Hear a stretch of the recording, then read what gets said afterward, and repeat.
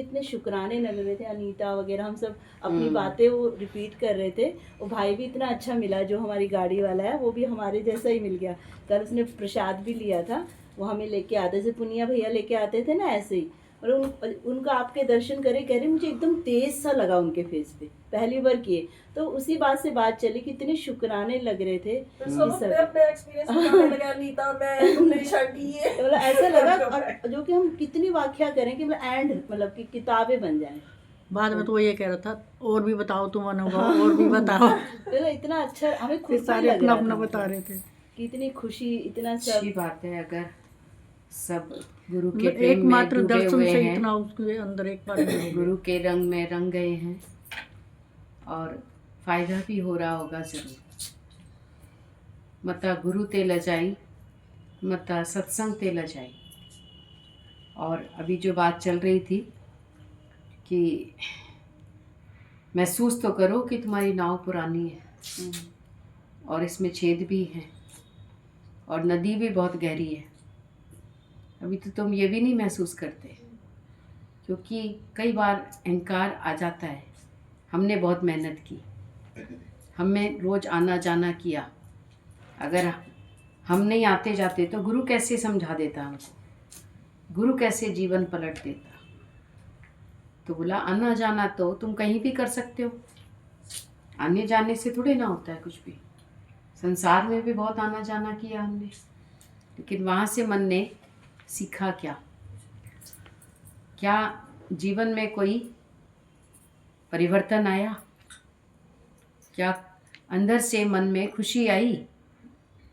क्या हम किसी को माफ़ कर सके? बोला गुरु तो माफ़ कर देता है। अभी सुन रहे थे, गुरु को याद भी नहीं रहता कि इसने मेरे साथ ऐसा किया था और ये ऐसा है, क्योंकि वो हमको भगवान के ही भाव से देखता है। तो तुम क्यों याद रखते हैं? तुमको क्यों किसी की गलती याद रहती है? ये ऐसा है, ये वैसा है। तुम किसी को भी, जो भी सत्संग में आता है, चाहे कहीं भी आए, कोई कैसे भी मिलता है, तो क्या हम उसमें वो भगवान का भाव रखते हैं, तत्व का भाव रखते हैं? यही भगवान। तो ये केवल गुरु के लिए नहीं है बात। बोला हर एक को ये इस प्रेम में डूबना है, इस बात को समझना है कि सब अपने अपने स्वभाव से चल रहे हैं। गुरु भी किसी का स्वभाव नहीं बदल सकता। गुरु भी अगर भगवान है तो बोला किसी का स्वभाव नहीं बदल सकता। इसके लिए बोला जाता है कि अपनी कृपा करो, हर एक को अपनी कृपा करनी है, और वो कृपा भी गुरु की कृपा से ही हो रही है। इस बात को अंदर तक समझो कि अगर तुमने आज अपने को नहीं बदला, अगर भगवान उसको गलत भाव से देखते, तो क्या किसी का उद्धार कर सकता है भगवान? गुरु भी किसी को अगर गलत भाव से देखे तो क्या उसके जीवन में कोई परिवर्तन आ सकता है? उंगली माल की बात जब आती है कि भगवान बुद्ध उसके पास जब गए तो वैसे ही वो गरजा जैसे सबके लिए गरजता था। मैं काट दूंगा, तुम्हारी उंगलियां काट दूंगा, मैं सबकी काटता हूँ, मैं तुम्हें ख़त्म कर दूंगा। तो उन्होंने बोला ख़त्म कर दो, कोई बात नहीं, लेकिन बस मेरे एक प्रश्न का जवाब दो बस खाली। बोला बताओ क्या करना है? बोला ये पेड़ की डाली से एक पत्ता तोड़ दो। बोला ये कोई बड़ा काम है? ऐसे तोड़ दिया उसने यूँ करके। वो लग रहा था उसको ये तो बेवकूफ़ व्यक्ति है, क्या बोल रहा है, मैं इतना बलशाली और एक पत्ता तोड़ने क्या मुश्किल काम है। फिर भगवान बुद्ध ने बोला इसको अब जोड़ दो। बोला ये तो नहीं कर सकता मैं। तो उन्होंने वहीं से इस ज्ञान की शुरुआत की। बोला जब तू जोड़ नहीं सकता तो तुझे तोड़ने का भी अधिकार नहीं है। क्या तुम किसी की उंगलियां जोड़ सकते हो? तुमने जितनी उंगलियां काटी है, जिस जिसकी भी काटी है, उसके अंदर में बस यही अंदर से था, सबकी उंगलियां काटता था और माला बनाकर पहनता था। उसका नाम ही रख दिया अंगुली माल। तो बोला तुम जोड़ सकते हो क्या किसी की उंगली को? बोला मुझे क्या मतलब, जुड़े ना जुड़े। बोला नहीं, अगर भगवान किसी को तोड़ता है तो भगवान जोड़ भी सकता है, पर तुम्हारे अंदर वो ताकत नहीं है, तो तुमको ये भी अधिकार नहीं है कि तुम किसी की कमियां देखो, तुम किसी की गलतियां देखो। क्या तुम किसी को माफ़ कर सकते हो? क्या तुम किसी को प्रेम कर सकते हो जो तुम्हारे साथ उल्टा चला हो? क्या तुम उसके आगे भी निमाणे हो सकते हो? बताओ। आज सत्संग में तो बैठे हैं हम, सत्संग अच्छी है, बहुत बहुत अच्छा हमको जीवन में सुनने को मिल रहा है, लेकिन क्या हमारे अंदर उस सत्संग के प्रति क्या हमने कुछ एक वचन भी उठाया? क्या हम सबको प्यार कर सकते हैं? कोई हमसे उल्टा भी चले तो भी हम उसको माफ़ कर सकते हैं। स्वामी दयानंद जी को जिसने जहर रसोइये ने मिलाकर खिलाया था, खाने में, भोजन में कांच पीस कर दिया था, तो उनको पता लग गया था पहले ही कि इसने मेरे खाने में जहर मिलाया है। तो उससे पहले ही उन्होंने उसको पैसा भी दिया कि तुम यहाँ से चले जाओ। बोला आप क्या कह रहे हैं, मैंने आपको मारने के लिए भोजन में जहर मिलाया है? तो बोला हाँ मुझे पता है। फिर आप ऐसा कैसे कि आप मुझे कह रहे हैं कि तू यहाँ से चला जा? बोला इसलिए कह रहा हूँ कि मेरे जो डिसाइपल हैं वो तुझे छोड़ेंगे नहीं, पर मैं नहीं चाहता कि उनके हाथों तेरी मृत्यु हो, तू चला जा यहाँ से। अब मेरी तो होगी क्योंकि मैंने वो विष खा लिया, लेकिन तुम बच जाओ कैसे भी करके। बोला जो तो को कांटा बोए ताको बोतु फूल। एक एक स्टेप को ज्ञान के समझते जाओ, एक एक बात को, तब कहीं जाकर अंदर से मन बदलेगा। और अभी रोज सुन रहे हैं हम, तो रोज सुबह दोपहर शाम फलाना खाते खाते चला गया। अभी कोई आज हमको सुबह सुबह ही आके बता रही थी, खाना खाया, बात की, अपना सब काम किया, पूड़ी बनवाई, घर में आलू की सब्जी बनवाई। बहू ने कहा मम्मी खीर भी बनाऊँ आज, अच्छा लग रहा है। बोले नहीं खीर मत बना। खाया भी खाना और एकदम तबीयत बिगड़ गई। उसके कुछ टाइम बाद तब खेल ख़त्म हो गया। वो बता के रो ही रही थी, उसी वक्त एक और फ़ोन आ गया, ऐसे ऐसे हमारे फलाने का हो गया, हम जा रहे हैं दीदी। तो हमने स्पीकर ही ऑन कर रखा था। हमने कहा लो तुम अभी बता रही थी। हमने कहा वो तो उस दिन सत्संग में बैठी थी, तुम्हारे घर सत्संग हुआ था तो, और अभी ज़्यादा दूर भी नहीं, 10-15 दिन पहले, 10 दिन मुश्किल से। तो वो भी बैठी थी और ठीक थी, कोई बीमार थोड़ी ना थी। तो ऐसा सोचो आप कि आज कितना क्षण भंगुर है, और हम क्या कर रहे हैं? हमारे अंदर विष क्यों भरा पड़ा है? किसी को भी देखकर क्यों नहीं हम भगवान का भाव रखते, चाहे वो कितना भी उल्टा चल रहा है? उस वक्त बहुत जोर लगाना पड़ता है, लेकिन लगा लो, क्योंकि ये मनुष्य जन्म का दरवाज़ा दोबारा नहीं मिलेगा। कितना भी तुमको मुड़ना पड़े, झुकना पड़े, अपने मन को झुकाना पड़े, पर झुका लो, क्योंकि मुक्ति से वंचित रह जाओगे। बस ये ध्यान रखो। अगर एक को भी तुमने दूसरा भाव से देखा, गीता भगवान कहते थे अगर एक के प्रति भी तुम्हारा द्वेष है तो तुमको दूसरा जन्म लेना पड़ेगा, एक के प्रति भी है तो, और वही तेरी मुक्ति में बाधक होगा। तो इससे अच्छा है तुम आज ही उसको भगवान का भाव रखकर माफ कर दो, खत्म। दीदी अपनी साइड से तो माफ कर देंगे, लेकिन अगर कोई क्रिमिनल माइंड है और वो फिर आगे जाके किसी और को भी ऐसे ही तंग करेगा, फिर तो अगर तुम कुछ कर सकते हो उसके बारे में तो कर लो। अगर तुमको लग रहा है तो शरीर शांत होने जा रहा है, जिसने पॉइजन दिया, अब जैसे शास्त्री जी का था, उनका भी हो गया, वो भी देश के लिए बहुत कुछ कर रहे थे और करते अभी, और लेकिन शिकार हुए इसी चीज का। तो वो फाइल्स खुलती भी है, फिर बाद में सब कुछ होता है, बट होता भी कुछ नहीं है। पर करप्ट है, पता नहीं कितनों की मौत का कारण बन जाते हैं फिर। पर उसके बाद उसने नहीं किया ऐसा किसी के साथ भी। जब किसी संत के साथ कोई ऐसा करता है ना, वक्त था, हाँ, कोई संत, कोई अवतारी, कोई महापुरुष के साथ अगर कभी कोई ऐसा करता है तो उसके अंदर वाला उसको माफ नहीं करता। तो आप ये कहोगे करप्ट नहीं, बल्कि वो बहुत लोगों को मारता।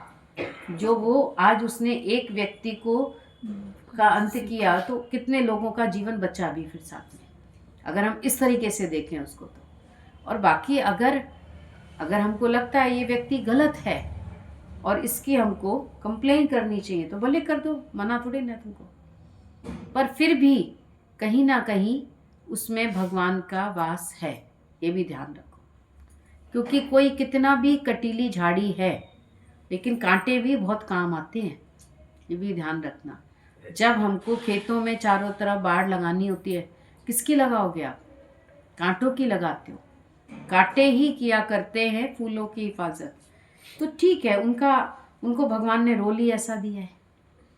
हम ब्रह्म ज्ञान में है ना। अगर तुम कहीं किसी ऐसी पोस्ट पर बैठे हो, अगर आप मान लो पुलिस में हो, आप किसी मीडिया में हो, आप किसी और राजनीति की पोस्ट पर बैठे हो, तो फिर आपके लिए दूसरी बात होगी। पर यहाँ पर हम कौन सी क्लास में बैठे हैं और हम क्या चाहते हैं, हम ये भी देखें। अगर हम बदला लेते हैं किसी से भी, बदला तो ज्ञानी लेता ही नहीं, पर हाँ सजा भी अगर दिलवाते हैं तो बोला ठीक है। भगवान राम ने भी रावण को मारा, रावण का अंत किया, भगवान राम ने भी किया, क्योंकि बुराई का अंत होना ज़रूरी था। और उसकी अच्छाई को भी नहीं भूले वो, कुछ अच्छाई भी थी ना रावण के अंदर, तो उस अच्छाई को भी उन्होंने नफ़रत से उसका अंत नहीं किया। नफ़रत नहीं थी उनके अंदर कभी भी रावण के प्रति, बस उसका अंत करना था, खाली इतना था। कृष्ण ने भी कोई नफ़रत नहीं थी उनको कौरवों से। आप देखो, हम जिस स्टेज पर जिस क्लास में बैठे हैं, हम वो गीता समझेंगे पहले कि कृष्ण भगवान ने भी कोई नफ़रत से अंत नहीं कराया उनका पर्पस क्या था, उद्देश्य था सत्य की, धर्म की स्थापना करना। तो अगर इसके लिए गुरु कभी किसी को सजा भी देता है, ऐसी बात नहीं है कि हर वक्त फॉरगिव कर देता है, ये भी ध्यान रखना। हर वक्त फॉरगिव नहीं करेगा, कभी अगर सजा भी देता है तो उनका जो गुरु का पर्पस है वो सिर्फ इतना ही है कि इसको अपनी गलती समझ आए, बस इतना ही है।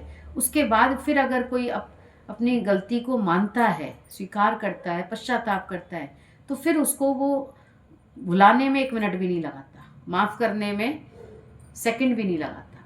ठीक है, गलतियां सबसे होती हैं, आज आपके बच्चों से भी गलतियां होती हैं, आप जानते भी हो गलत है ये। आप अपने बच्चों को जानते हो, आप अपने घर के प्राणियों को जानते हो कि यहाँ ये व्यक्ति गलत है, तो आप उसको क्या सज़ा देते हो? आप उसको बस थोड़ी सज़ा देते हो संवारने के लिए, उसको खाली सिखाने के लिए। नफ़रत तो नहीं करते, नफ़रत पर हाँ बिना ज्ञान के कभी नफ़रत भी कर सकते थे। जिससे मोह है उससे तो नफ़रत नहीं करोगे, पर जिससे मोह नहीं है उससे नफ़रत भी कर लेते हैं। अपने बच्चों से नहीं कर सकते आप, फिर कहोगे चलो कोई बात नहीं, अपना ही बच्चा तो है, फॉरगिव कर दोगे। पर बोला कोई बाहर का व्यक्ति आएगा उसको नहीं करोगे फॉरगिव। तो ज्ञानी के लिए सब एक बराबर है ही भगवान, उसके अंदर भेदभाव वाली दृष्टि नहीं है। तो हम कौन सी क्लास में बैठे हैं, हमें गुरु ने हमें क्या बताया?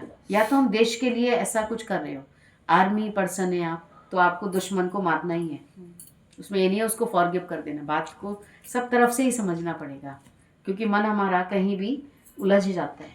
अगर आप आर्मी में हैं और आपके सामने दुश्मन खड़ा है तो आप उसको फॉरगिव नहीं करेंगे, फॉरगिव किया तो गलत होगा। पर वैसे अगर हम किसी को फॉरगिव नहीं करते, नफ़रत करते हैं, द्वेष करते हैं, तो यहाँ ये गलत होगा, वहाँ उसको माफ़ करना गलत होगा। अगर वो शत्रु वाला हाथ जोड़कर खड़ा हो जाएगा, उस वक्त पता लगे थोड़ी देर तो हाथ जोड़ा उसने, हमने छोड़ दिया, फिर उसने दूसरा वार कर दिया हमारे ऊपर, तो हमें थोड़ी सी सावधानी भी रखनी होती है, थोड़ी सज़ा भी देनी होती है।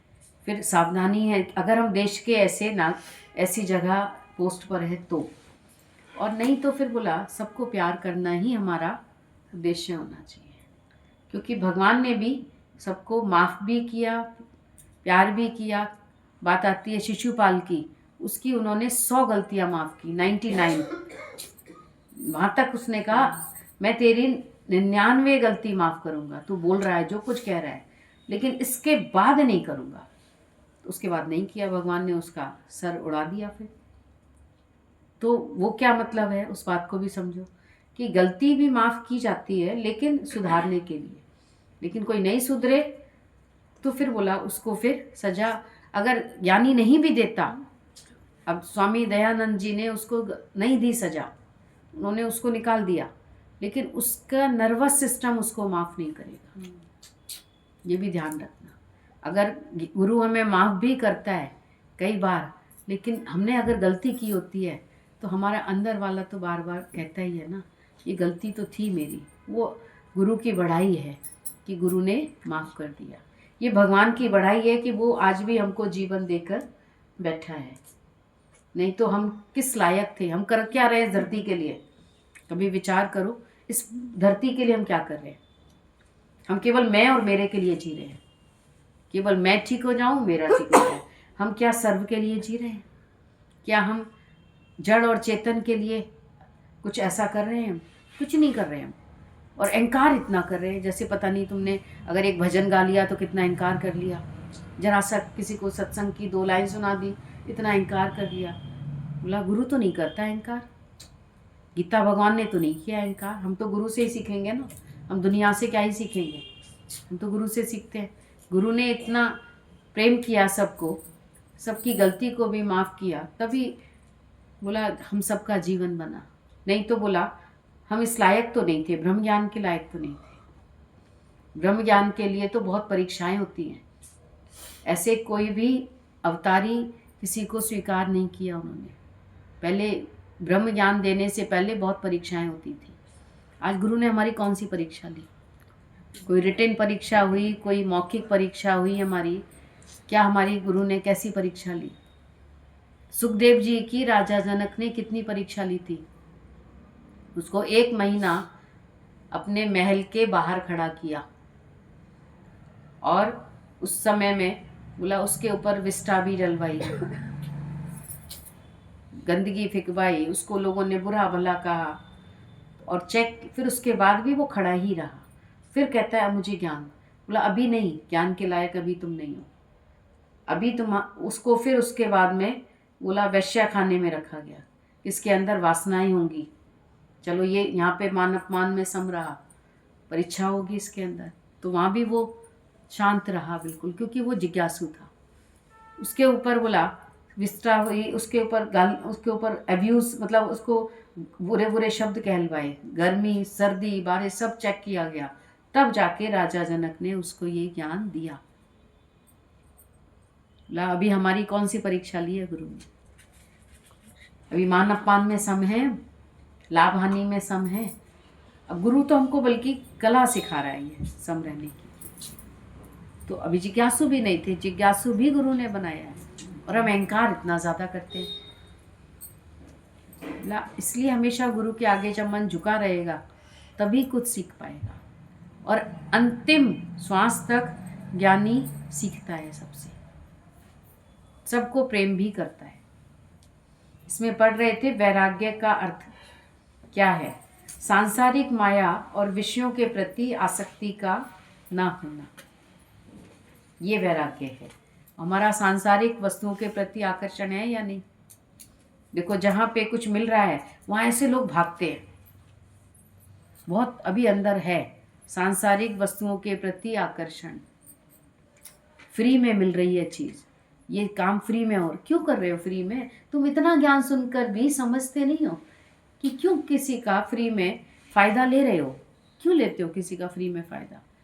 बोला आज गुरु भी हमसे बहुत फ़ायदा ले सकता था, उसके पास बहुत लोग आए, बहुत लोग, और सब अलग अलग तरीके के, सब फ़ायदा दे सकते थे उसमें, लेकिन उन्होंने किससे क्या फ़ायदा लिया? क्या लिया? कुछ नहीं लिया। और कभी हमें अगर लगा भी होगा तो बोला वो भी किसी और के लिए लिया होगा। कभी कोई होता था, गुरुजी किसी से मिलवाते थे, कोई डॉक्टर है, तो सबको नहीं कहते थे, उनको जहाँ जेन्युइन लगता था वहाँ उसको कहते थे। तुम तो हर एक के पीछे पड़ जाते हैं अपने फ़ायदे के लिए। आप देखो अभी हम जिज्ञासु भी नहीं हैं, आज भी अपने ही फायदे की बात करते। माया के, सांसारिक माया और विषयों के प्रति आसक्ति का ना होना, ये वैराग्य। हमको फ्री में कहीं से दवा मिले ना, ले आएंगे। क्यों? फ्री की दवा कभी फ़ायदा ही नहीं करती, बल्कि और बीमार कर सकती है तुमको, ये ध्यान रखना। क्योंकि तुम फ्री की दवा या तो खाएंगे नहीं, या तो ज़्यादा खाएंगे, लोभी लालची लोग। फ्री का मिल गया, विटामिन का हमको कैप्सूल फ्री का, तो ज़्यादा ही विटामिन बढ़ जाएगा तुम्हारे अंदर, वो भी नुकसान हो जाएगा एक्सेस में। या फिर फ्री में मिली है चीज़ की उसकी वैल्यू ही नहीं करते। जब तुम डॉक्टर से पैसे से लाते हैं ना कोई चीज़, उसको नियम से खाएंगे और वही फ़ायदा करेगी तुमको। ये बिल्कुल सही बात है, इसमें कोई दो राय नहीं है। और तुम गलत काम करके अगर किसी का फ़ायदा कर रहे हैं तो वो भी गलत है। कई लोगों को मिलती हैं CGHS की दवाएं मिलती हैं, वो ले आते हैं फालतू फालतू बांटते रहते हैं सबको, बोला उनसे फिर दूसरा फ़ायदा ले लेते हैं। फिर उनको फ्री वाली चीज़ ला के दी, हमने लाए हम फ्री वाली चीज़ और हमने आपको दे दी, और आपसे हमने दूसरा फ़ायदा आपका हो गई कि भैया इन्होंने हमको ये चीज़ दी है, चलो हम इनका और कोई ये सब क्या है? ये कोई ज्ञान का कोई लक्षण थोड़ी ना है, जिज्ञासु का भी लक्षण नहीं है ये। तो सांसारिक बस माया के प्रति आसक्ति का ना होना वैराग्य है। बिल्कुल नहीं चाहिए हमको, नहीं चाहिए, किसी से भी हमको नहीं चाहिए। तो ये वैराग्य है। ये वैराग्य कौन लेता है? ये सिर्फ ज्ञान के बाद ही आ सकता है, नहीं तो बिना ज्ञान के तो ये माया जाल है, आपको नहीं पता लग रहा। ये जाल है, कहीं से फ्री लिया, कहीं फ्री दिया, कहीं ये आया, इसमें दिमाग फंसा रहेगा। कभी मन और बुद्धि तुम्हारी शांत नहीं होगी, कभी तुम मोक्ष तक नहीं पहुंच पाओगे अगर ऐसे ही पूरे समय उलझते रहोगे। किसके लिए कर रहे हो ये भी तो बताओ। जब वाल्मीकि डाकू थे, उनसे ऋषि ने पूछा कि तुम किसके लिए डकैती डालते हो? तो बोला अपने बच्चों के लिए, अपनी पत्नी के लिए। बोला पूछो अपनी पत्नी से जाके, जब तुमको सजा मिलेगी तो क्या वो इसमें तुम्हारा साथ देगी? क्या तुम्हारा कर्म काटेगी? बोला हाँ क्यों नहीं, वो भी साथ रहेगी मेरे। पत्नी से जाकर पूछा, पत्नी ने मना कर दिया। बच्चों से पूछा, बच्चों ने भी मना कर दिया। उनको उसी क्षण वैराग्य आ गया। और हमको वैराग्य आता ही नहीं, हम भी देख रहे हैं। तुम जिनके लिए कर रहे हैं क्या तुम्हें मोक्ष दिलवाएंगे क्या वो? तुम जिनके लिए इतना लोभ लालच कर रहे हैं, क्यों कर रहे हैं? कर्म तो बन रहा है ना हमारा कहीं ना कहीं। तो सांसारिक पदार्थों, सांसारिक माया, सांसारिक विषयों के प्रति आसक्ति का ना होना, ये वैराग्य है। किसके लिए तुम बटोर बटोर के रख रहे हो ये बताओ हमको। इकट्ठा कर करके संभाल के रख के जाओगे, वो दूसरा कदर भी नहीं करेगा। तो इस ज्ञानी बोला हर बात से साफ सुथरा जीवन जीता है, नहीं चाहिए हमको, बस बात खत्म। हमको ज्ञानी का कोई आकर्षण नहीं है माया में। वो अलग है, उसकी प्रारब्ध है, प्रारब्ध का ही फल वो ले रहा है, बाकी उससे ज़्यादा उसको ये सब गलत काम वो नहीं करेगा, ये गलत काम में आएगा। और मन में ना तो किसी के प्रति राग रहे और ना द्वेष, ये भी वैराग्य है। जिसके मन में किसी के लिए ना राग है ना द्वेष है, ऐसा पुरुष किसी भी परिस्थिति में घटनाओं से प्रभावित नहीं होगा। कैसी भी हालत आ जाए, चाहे गरीबी आ जाए, चाहे कोई तकलीफ आ जाए, बोला वो किसी भी घटना से, परिस्थिति से प्रभावित नहीं होता, जिसके मन में ना राग है ना द्वेष है। और हम देखें, हम हर घटना से, हर परिस्थिति से हमारा मन प्रभावित होता है। वो ऐसा क्यों कर रहा है, उसको ऐसा नहीं करना चाहिए। बोला ठीक है, अपने अंदर चेक करो, मैंने कुछ गलत किया? हाँ, हमारे शब्द कभी कभी गलत होते हैं, हमें अपने शब्दों का सुधार करना है। आज हमने उसको ये कह दिया, उसने मुझसे बात करनी छोड़ दी, तो ठीक है, नहीं कर रहा तो उसकी मर्जी है। वो गलत होगा तभी उसने बात करनी छोड़ी है, बाकी उसकी मर्जी है। और हमको क्या ही ज़रूरत है किसी को सावधान करने की? क्या करना है? कोई गुरु की शरण में आता है ना, गुरु उसी को ही सावधान करता है, ये भी ध्यान रखना। सड़क पे जाके हम किसी को ज्ञान नहीं सुनाएंगे। यहाँ से उठ के क्या ज़रूरत है किसी को बात बताने की? वो सुनेगा भी सत्संग? कोई नहीं सुनेगा। ज्ञान है ही अपने लिए वैसे भी तो। और जो श्रद्धा से सुन रहा है उसका फ़ायदा हो जाता है, जो ना सुने तो उसको फिर सुनाना भी नहीं। भगवान ने लिखा है गीता में, जो मेरा ये ज्ञान श्रद्धा से, भाव से सुने, उनको जाकर ये ज्ञान सुनाओ, चाहे भले एक ही व्यक्ति क्यों ना हो। भीड़ की ज़रूरत भी नहीं है। क्या करना है भीड़ का हमको? भीड़ से क्या फ़ायदा लेना है हमको, बताओ। भीड़ से हमको क्या प्रसिद्धि लेनी है क्या? बहुत लोग आ गए, बहुत लोग आ गए, लेकिन एक भी अगर पूरा बन गया तो फ़ायदा होगा। और वो हम ही बन जाए। पहले तो अपने से शुरुआत करो। और ये मन इंद्रियों पर संयम का अभ्यास करने से आएगा। ये कैसे आएगा? वैराग्य। जब हम अपने मन को, बोला 10 नाखूनों का जोर लगाकर हे राम जी इस मन को वश करो, ये भी बोला है। एक तरफ बोला इंद्रियों के विषयों में बरत रही है, वो अलग चीज हो गई।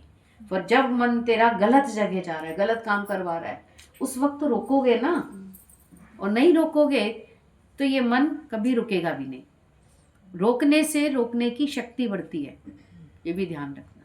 जो नहीं रोकता है अपने मन को ना, उसको अपने मन की शक्ति का भी नहीं पता कि मन कितना शक्तिशाली है। हमारा मन ही परमात्मा से जोड़ सकता है।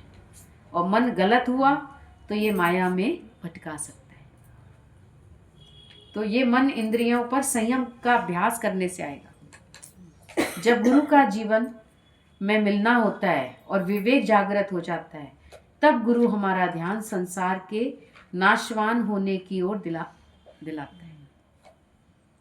कि जब गुरु ने तो बताया हमको, नहीं तो हम तो कितने लोगों को जाते हुए देख चुके हैं इस धरती पर। तुम्हारे सामने कितने लोग चले गए बताओ? तुम्हारे घर के, तुम्हारे परिवार के, तुम्हारे रिश्तेदार, तुम्हारे पड़ोसी, कितने लोग चले गए? किसी को वैराग्य आया? जब कबीर से मिलने एक जिज्ञासु आया था, और कबीर उस समय घर में नहीं थे। किसी का ऐसा हुआ था, शरीर छूटा था, तो वो उसमें गए थे यात्रा में, अंतिम यात्रा में। अब उसको मिलना था उसी वक्त। बोला मेरे पास समय अभी है। तो कबीर की पत्नी ने उसको बोला अभी गए हैं, शमशान तक ही गए हैं, तुम जाके मिल लो उनसे। बोला मैं पहचानूंगा कैसे? कबीर को मैं तो जानता ही नहीं हूँ, तो मैं तो पूछ के तो उसके घर तक आया हूँ। अब मैं उसे पहचानूंगा कैसे? अभी तो तुमको फ़ोटो खींच के भेज देते हैं व्हाट्सएप पर, पहचान लेना आसानी से। पर पहले तो कोई साधन नहीं था। बोला उसको पहचानना आसान है कबीर को। बोला वो कैसे? बोला जब उस डेड बॉडी को अगर ले जाता हुआ देखो तो देखना तुम सबके सर पे कलगी बंदी होगी वैराग्य की, और तुम वहीं बैठ जाना। जब लौट कर आएंगे ना, जब संस्कार करके, तो फिर किसी के सर पे नहीं दिखाई देगी तुमको, सिर्फ कबीर के सर पे दिखाई देगी। वैराग्य की कलगी सबकी उतर जाती है थोड़ी देर बाद ही, संस्कार के बाद ही उतर जाती है, खत्म। और कबीर के सर पे तभी भी बंदी होगी, तुमको पहचान में आ जाएगा। तो वैराग्य ज्ञानी के पास हमेशा रहता है। ये नहीं कि वो कभी भूल जाता है, अंदर तक इस बात को जानता है कि ये शरीर इतना नाशवान है। और हम थोड़ी देर बाद ही भूल जाते, तभी तो कर्म बनाने लगते हैं। राग द्वेष क्यों कर रहे हो? क्योंकि हम बार बार भूल जाते हैं। फिर हटाना तो रोकना पड़ेगा हमको। और जब गुरु का जीवन में मिलना होता है, तभी हम समझ पाते हैं कि संसार कितना नाशवान है। अभी है, अभी नहीं है। अभी खाना खाया है, अभी लेटा है, अभी सोया है, अभी घर से निकला है, और अभी शरीर नहीं है। सुन तो बहुत रहे हैं, लेकिन जब अचानक से हम देखते हैं तो अरे ये कैसे हो गया? है ही है। मनुष्य है क्या? बोला क्षण भंगुर है। आदमी माना एकदम अंदर गया तो बाहर निकले ना निकले, और बाहर गया तो श्वास अंदर जाए ना जाए, कुछ नहीं पता। जब तक चल रही है श्वास तब तक इनकार मत करो, पर ज्ञान से अपने मन को शांत रखो। सब कितना भी मिल जाए, धरती की माया यहीं रहेगी, आगे नहीं जाएगी। जैसे यहाँ की करेंसी दूसरे देश में नहीं चलती है ना, वैसे ही यहाँ से तुम कुछ भी ले जा नहीं सकेंगे। अब तो एटीएम कार्ड चल जाता है, लेकिन यहाँ से परलोक जाने के लिए कोई ऐसी बात नहीं। सिर्फ कर्म है तुम्हारे, कर्म तेरे साथ जाएंगे। कर्म ही तुमको वहाँ पर आनंद देंगे, सुख देंगे, ज्ञान देंगे। गुरु से मिलवाते हैं तो आज मिलवा दिया ना, अच्छे कार्यों ने तो मिलवाया है। कोई अच्छा कार्य हुआ होगा हमसे, जो हमारा गुरु से मिलना हुआ,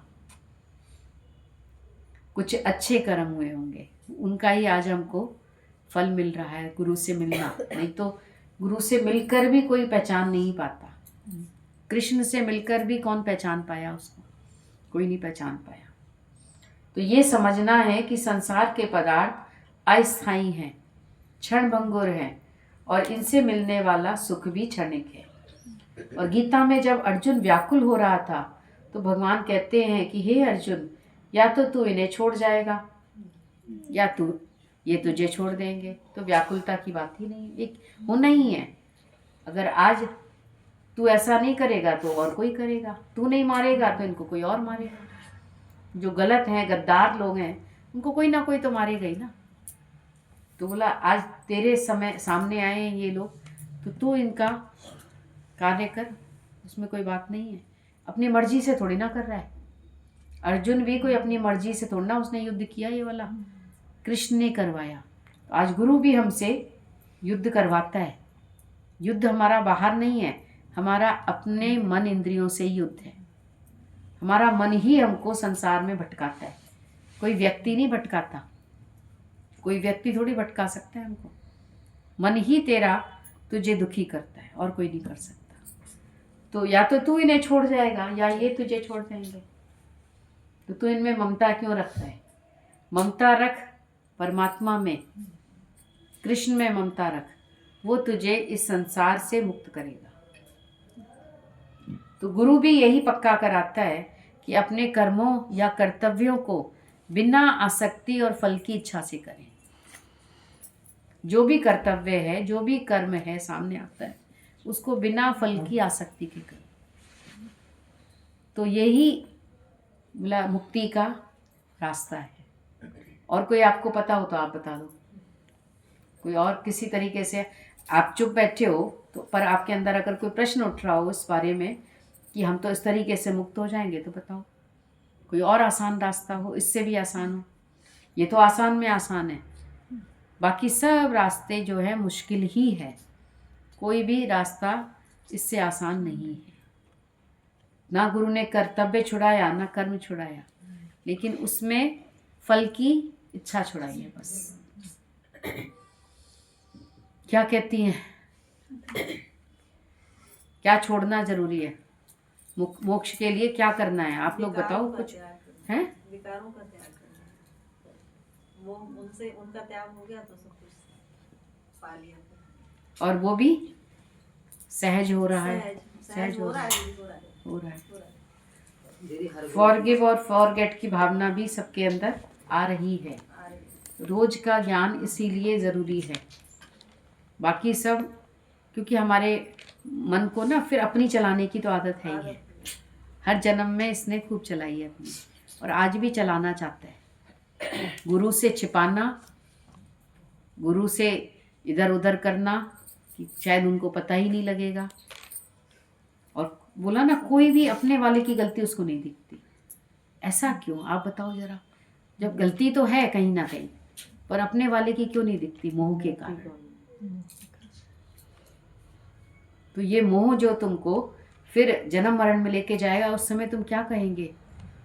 क्या बताएंगे भगवान को? क्या कहेंगे कि मुझे गुरु ने सावधान नहीं किया था? जो होगा देखा जाएगा, उन्हें अपना बना बैठे। जो होगा देखा जाएगा, उन्हें अपना बना बैठे। जो होगा देखा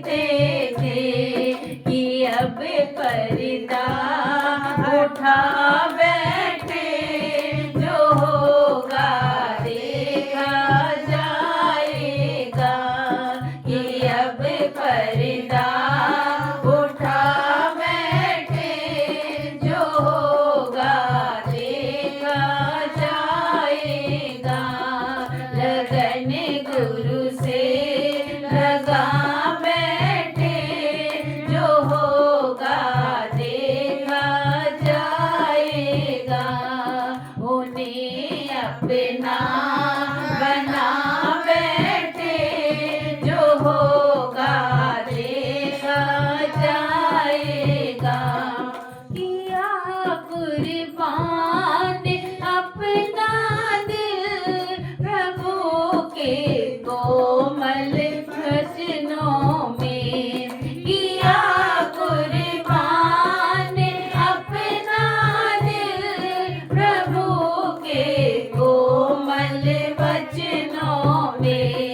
जन्म की बाजी लगा बैठे, जो होगा देखा जाएगा। जन्म की बाजी लगा बैठे, जो होगा देखा जाएगा। लगन गुरु से लगा बैठे, जो होगा देखा जाएगा। उन्हें अपना बना बैठे, जो होगा देखा जाएगा। तुम्हारी बेरुखी से दिल जो मेरा टूट जाएगा। तुम्हारी बेरुखी से दिल जो मेरा टूट जाएगा। रहेंगे हम ना इस तन में, जो होगा देखा जाएगा। रहेंगे हम ना इस तन में, जो होगा देखा जाएगा। लगन गुरु से लगा बैठे, जो होगा देखा जाएगा। उन्हें अपना बना बैठे, जो होगा देखा जाएगा। लगन तेरी लगा करके अनेकों पापी तरते हैं। लगन तेरी लगा करके अनेकों पापी तरते हैं। कदम आगे बढ़ा बैठे, जो होगा देखा जाएगा। कदम आगे बढ़ा बैठे, जो होगा देखा जाएगा।